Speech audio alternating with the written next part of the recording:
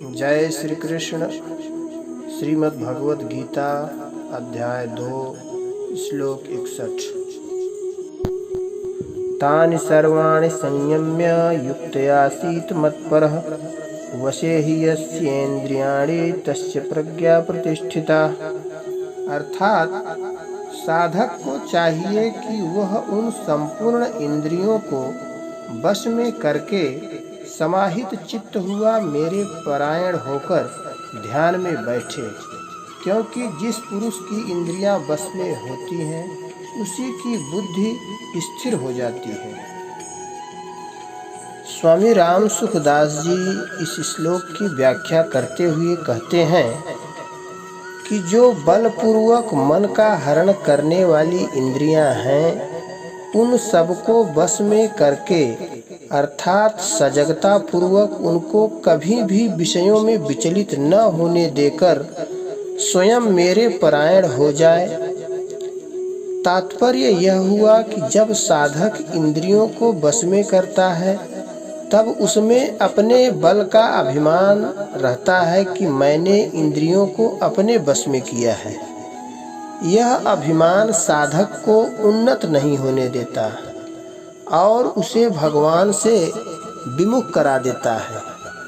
अतः साधक इंद्रियों का संयमन करने में कभी अपने बल का अभिमान न करे, उसमें अपने उद्योग को कारण न माने, प्रत्युत केवल भगवत कृपा को ही कारण माने कि मेरे को इंद्रियों के संयमन में जो सफलता मिली है वह केवल भगवान की कृपा से मिली है।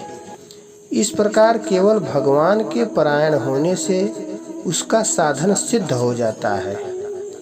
यहाँ मतपरः कहने का मतलब है कि मानव शरीर का मिलना, साधन में रुचि होना, साधन में लगना, साधन का सिद्ध होना, ये सभी भगवान की कृपा पर ही निर्भर है।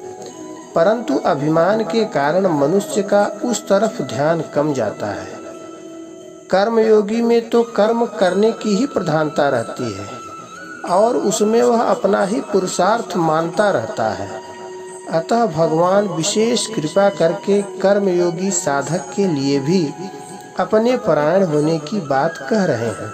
कर्म योग का प्रकरण होने से यहाँ भगवान को कर्म योग के अनुसार उपाय बताना चाहिए था, परंतु गीता का अध्ययन करने से ऐसा मालूम होता है कि साधन की सफलता में केवल भगवत परायणता ही मुख्य कारण है।